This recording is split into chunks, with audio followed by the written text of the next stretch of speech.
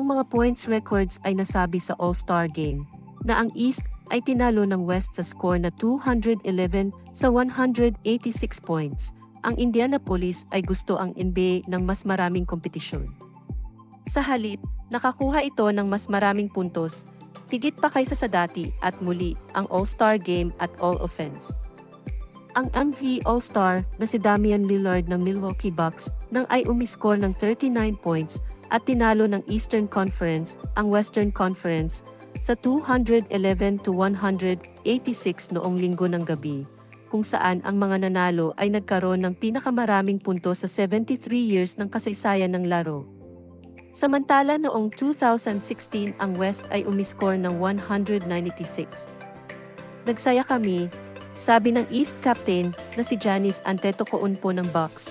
Ito ay isang magulong record, na ang kabuang puntos ay nasa 397 na bumasag sa record na 374 na nakaset noong 2017, habang ang East ay gumawa ng 42 na 3 points upang mabreak ang points na 35 na nakaset ng Team LeBron noong 2018.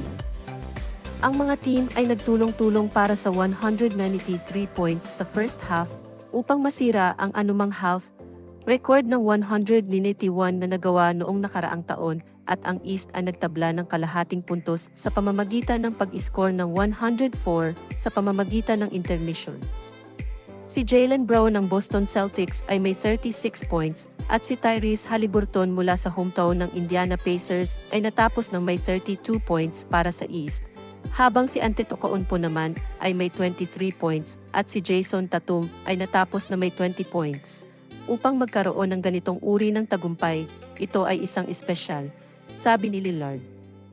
Marahil ay hindi napapansin na si Karl Anthony Towns ng Minnesota Timberwolves ay umiscore ng 50 puntos para sa West sa loob lamang ng 28 minutes.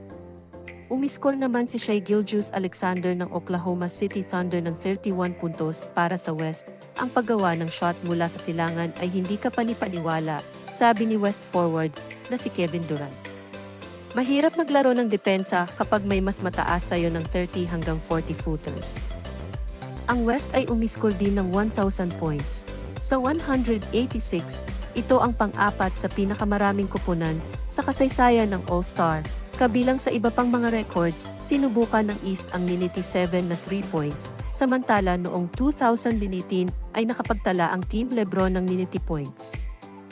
Sinubukang pagsama-samahin ang mga kuponan para sa 66 points sa loob ng 3 seconds rule at 168 points sa loob ng 3 seconds rule. Samantala noong 2018 ay nakapagtala sila ng 62 at 167 points. Pinagsama-sama ang mga kuponan para sa gagawing 163 points at sinubukang pumuntos ng 289. Samantala noong 2016 ay nagtala sila ng 162 points. Malinaw na hindi malakas ang kalaban, sabi ni Haliburton. Si Lillard ay gumawa rin ng ilang kasaysayan. Ipinagtanggol niya ang kanyang 3-point shootout title noong Sabado ng gabi. Pagkatapos ay nanalo ng MVP noong Linggo ng gabi. Ang ibang manlalaro na nanalo sa isang event noong Sabado at All-Star MVP sa parehong weekend ay si Michael Jordan noong 1988 nang manalo siya sa dunk contest pati na rin ang A trophy. Nagpakita si Dame, sabi ni Tatum, at masaya ako para sa kanya. Ang mga highlight ay mula sa iba't ibang source. Umalis si Lillard mula sa half-court sa ikatlong quarter, swish. Sinubukan ni Luka Doncic ang isang shot mula sa humigit kumulang 70 feet. Sa unang half, tumama ito malapit sa tuktok ng backboard. Naghagis pa ng alley-oop ang Towns kay Stephen Curry. Ang Warrior star ay higit na mas magaling sa shooting kaysa sa isang dunker, kaya sa halip ay ginawa na lang niya ito. Ang tanging drama sa fourth quarter ay tungkol sa record at talagang hindi ito nakakapagduda. Ang East ay may 160 puntos sa pamamagitan ng tatlong quarters, kailangan lamang ng 37 o higit pa para itakda ang Team All-Star record. Ang three-pointer na si Brown ay may natitirang 154 minutes na bumasag sa puntos, na nagbigay sa East ng 197 points. Ginawa ni Haliburton ang shot na nagpadala ng scoreboard sa 200-point sa unang pagkakataon ng kasaysayan ng NBA, sa natitirang 127 minutes. Sinabi ni Lillard na gusto ng East ang record. Ang lahat ay nagtatanong kung anong record, sabi ni Lillard. Nalaman namin at sinundan namin ito. At tinapos ito ni Lillard sa estilo, isang 44-footer para isara ang scoring. Gumawa siya ng 11 3-pointers noong gabi, na may opisyal na distansya ng mga naitala sa 347 feet. Ang karaniwang NBA na 3-pointer ay 24 o 25-footer. Si Lillard ay nag-average ng 31.5 feet sa kanyang 3 seconds noong linggo ng gabi. Sinabi naman ni Durant na pinapanood niya si Lillard sa West Bench habang nakaupo kasama si Kawhi Leonard ng Los Angeles Clippers. Namangha kami, sabi ni Durant. Optional ang depensa, minsan hindi sinasadya. Mayroong 14 steals, karamihan ay mga nanggagaling sa wayward pass. At may 3 block shots pa. Kung hindi, ito ay shooting practice. At si Haliburton ay nagkaroon ng 5 3-pointer sa isang wild span na 132 minutes lamang sa unang quarter.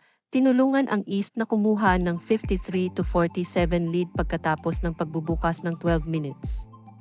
Ang NBA Commissioner na si Adam Silver at iba pang mga executive ng liga ay naghahanap ng mas mapagkumpetensyang All-Star Game matapos ang 184-175 matchup noong nakaraang season ay malawak na napapanood at bumagsak ang mga rating sa telebisyon.